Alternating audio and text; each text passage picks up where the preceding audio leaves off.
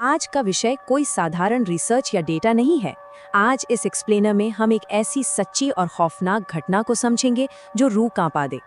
एक बिल्कुल आम सा मास प्रोड्यूस खिलौना जो ह्यूस्टन के एक परिवार के लिए एक कभी न खत्म होने वाला भयानक सपना बन गया।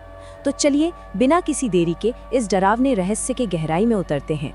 सोचिए जरा, क्या होता है जब एक मासूम सा खिलौना फेंके जाने से ही साफ इनकार कर दे। जिस चीज को आप कचरे में डाल चुके हैं, अगर वो खुद ब खुद वापस लौट आए तो। ये किसी हॉरर फिल्म की स्क्रिप्ट नहीं है, बल्कि एक सच्ची घटना पर आधारित विवरण है। एक आम सा खिलौना जो किसी भी कीमत पर पीछा छोड़ने को तैयार नहीं था। आगे बढ़ने से पहले ये समझना जरूरी है कि ये कोई आम भूतिया खिलौने की कहानी नहीं है। देखिए, पुरानी भूतिया कहानियों में अक्सर विक्टोरियन जमाने के पोर्सिलीन डॉल होते हैं, है ना? लाल होठ, गुलाबी गाल और नीली आंखें, जैसे कनेटिकट के वॉरेन ऑकल्ट म्यूजियम में रखी हुई एनाबेल। लेकिन यहाँ जिसकी हम बात कर रहे हैं वो एक साधारण मास प्रोड्यूस्ड डिज्नी की फ्रोजन एल्सा डॉल है। इसे 2013 में ह्यूस्टन में क्रिसमस उपहार के रूप में दिया गया था। एक बिल्कुल आम खिलौना जो शायद किसी भी घर में आसानी से मिल जाए। लेकिन फिर एक समय आया जब इस मासूम से खिलौने ने अपना खौफनाक रूप दिखाना शुरू किया। इस टाइमलाइन को अगर हम ध्यान से देखें तो घटनाएं बहुत तेजी से बढ़ती हैं। 2013 में ये क्रिसमस उपहार के रूप में आती है और 2015 में इसने अचानक अपने आप बोलना शुरू कर दिया। फिर 2019 में होती है इसकी पहली नामुमकिन वापसी और आखिर में 2020 का मिनेसोटा वाला अपडेट। हर एक साल इस कहानी में डर का एक नया पन्ना जोड़ता है। आखिर एक प्लास्टिक का साधारण खिलौना इतने सालों तक एक पैरानॉर्मल चीज में कैसे बदल सकता है? शुरुआत के पूरे 2 साल तक ये डॉल बिल्कुल नॉर्मल थी। बटन दबाने पर बच्चों का पसंदीदा गाना लेट इट गो गाती थी। पर 2015 आते आते इसने अचानक इंग्लिश और स्पेनिश के बीच बदलना शुरू कर दिया। सबसे डरावनी बात तो ये थी कि ये अपने आप चालू हो जाती थी। यहाँ तक कि जब इसका पावर स्विच पूरी तरह से ऑफ होता था तब भी इसकी आवाज अचानक से गूंजने लगती थी। सोचकर ही रोंगटे खड़े हो जाते हैं, क्योंकि ये कोई आम टेक्निकल खराबी तो बिल्कुल नहीं हो सकती। और यहाँ से शुरू होती है उस खिलौने की पहली और नामुमकिन वापसी। दिसंबर 2019 में उस परिवार ने इस खौफ से छुटकारा पाने का एक सख्त फैसला लिया। उन्होंने उस डॉल को कूड़े में फेंक दिया और कचरा घर से बाहर चला गया। लेकिन कुछ हफ्तों बाद वही खिलौना उन्हीं के लिविंग रूम के एक बंद बेंच के अंदर छिपा हुआ मिला। अब खुद सोचिए, जिस चीज को बाहर कचरे में डाल दिया गया था वो वापस आकर घर के बंद फर्नीचर के अंदर कैसे पहुंच सकती है?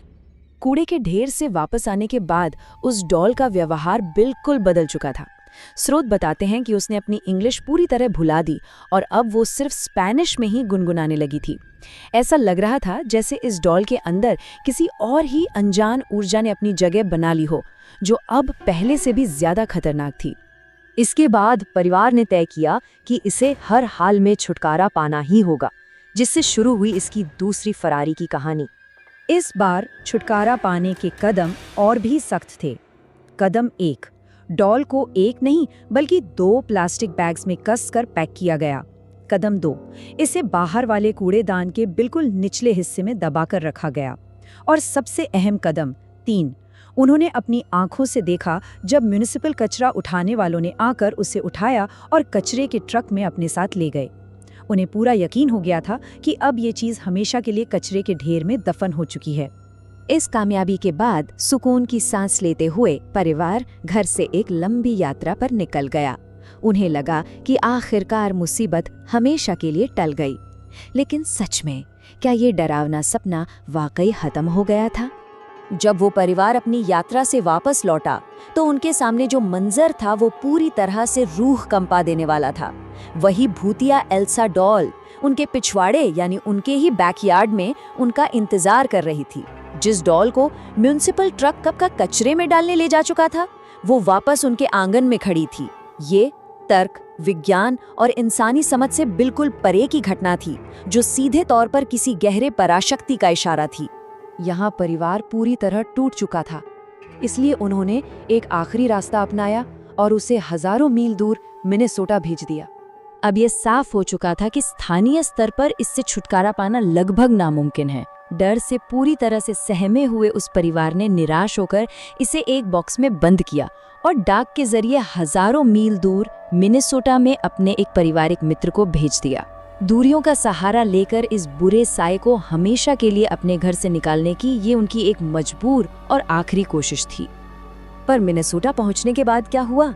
उस दोस्त ने भी समझदारी दिखाते हुए इस भूतिया खिलौने को अपने घर के अंदर लेने से साफ इनकार कर दिया।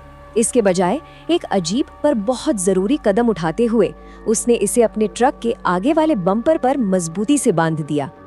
जाहिर है कोई भी ऐसी अनजान और खतरनाक ऊर्जा को अपनी चार दीवारी के अंदर बिल्कुल नहीं आने देना चाहता था। इस एक्सप्लेनर को खत्म करने से पहले इस आखिरी बात पर जरूर ध्यान दीजिए। स्रोत के अनुसार अक्टूबर 2020 के सबसे नए अपडेट में बताया गया है कि डॉल ह्यूस्टन वापस नहीं आई है अभी तक। ये शब्द अभी तक सुनने में ही कितने भयानक लगते हैं ना। जो डॉल कचरे के ट्रक और बंद बेंच से भी बिना किसी मदद से वापस लौट आई थी, क्या हजारों मील की ये दूरी उसे हमेशा के लिए रोक पाएगी? या शायद किसी अंधेरी रात में वो एक बार फिर अपने घर वापसी का रास्ता ढूंढ लेगी? खैर, इस खौफनाक सवाल का जवाब तो शायद वक्त ही देगा।